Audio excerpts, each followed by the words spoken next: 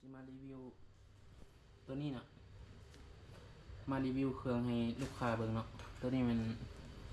ลูกค้าทางใส่สมบูรณ์แล้วก็บริคำใส่จองแล้วเนาะตัวนี้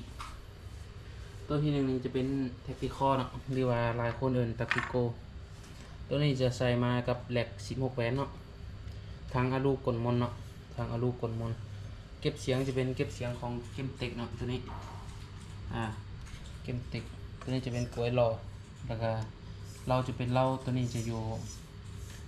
40เซนนะโบแมนตัวนี้จะอยู่50นะกิบมือจะเป็นกิบมือแต่งตัวนี้ส่วนกล่องจะเป็นของยี่ห้อมาร์กเนาะของยี่ห้อมาร์กระยะซูมมัน4-16เนาะสำหรับแท็กติคอตัวนี้มันพับพายได้เนาะพับพายแล้วก็บอลปรับสปริงกันอยู่นี่เนาะ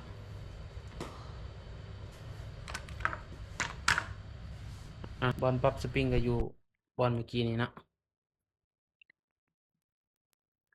ตัวที่สองจะเป็นตัวนี้จะเป็น MC เนาะ MC งานใส่งอนเนาะตัวนี้จะเป็น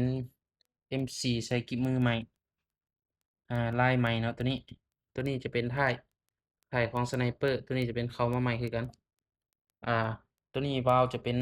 วาล์ว7,000เนาะแล้วก็แร็กจะเป็นแร็กปรับในแต่ตัวนี้บ่ได้ใส่แร็กคือเนาะแร็กปรับใน8แหวนตัวนี้เราจะอยู่ที่40เซนเนาะส่วนฝากล้องจะได้เป็นฝากระดกแบบนี้เลยเนาะ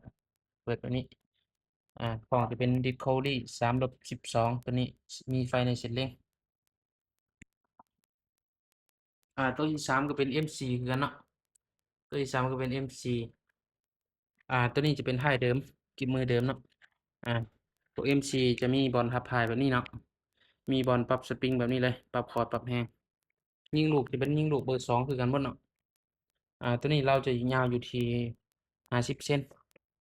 เก็บเสียงกับรุ่นเดียวกันเนาะจะเป็นเก็บเสียงของเกมเต็กตัวนี้จะเป็นทางอะลูกลมนกล่อง Discovery 3-12คือกันหน้าเล่นแม่น42เนาะตัวนี้ตัวนี้จะเป็นแฟกเตอร์หรือว่าฟักตอร์เนาะตัวนี้เป็นของลูกค้าฝากมาแปลงตัวนี้จูนวาล์วให้เรียบร้อยเนาะตัวนี้แฟกเตอร์ถือว่าคนนิยมหลายเนาะตัวนี้ฟักตอร์หรือว่าแฟกเตอร์ตัวนี้จะเป็นท็อป A ตัวนี้จะเป็นเข้ามาใหม่ตัวนี้ถ่ายแบบนี้แล้วก็ท็อป A 2025ตัวนี้ใส่แหลก24แหวนแหลก24แหวนตัวนี้ถังจะเป็นถังของคาร์บอน0.7เนาะถังคาร์บอนจะยาวกว่าตัวนี้ลูกค้าจะมีเลเซอร์พร้อมเนาะมีเลเซอร์พร้อมติดเลเซอร์พร้อมเก็บเสียงรุ่นนี้จะเป็นเก็บเสียงของ FR5 เนาะรุ่นนี้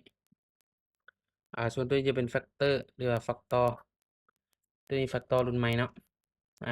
ใส่แหลก16แหวนตัวนี้ถังอะลูบ่แม่นถังคาร์บอน0.7เก็บเสียงจะเป็นเก็บเต็กคือกันกล้องจะเป็นกล้อง BSA เนาะตัวนี้ระยะซูมแม่น4-14ตัวนี้จะเป็นแฟกเตอร์กิบมือใหม่เนาะกิบมือใหม่งามๆตัวนี้เลยพวกแฟกเตอร์ท็อป A จะมีบอลปรับดอกวาล์วเนาะปรับดอกวาล์วคอยแห้งถ้าสมมุติเราอยากปล่อยลมหลายเราก็ปรับสปริงออกเนาะปรับสปริงวาล์วตัวนี้ออกให้มันหม่อนแล้วเราจะปรับสปริงโต๊ะค้อนให้มันเข่งเนาะเข่งสปริงค้อนย่านสปริงวาล์วมันกงกันข้ามเนาะถ้าเราปล่อยสปริงดอกวาล์วอ่อนลมจะออกหลายเข่งสปริงค้อนแห้งมันจะซับแห้งลมออกหลายเนาะตัวนี้แม่นลูกค้าจองหมดแล้วเนาะ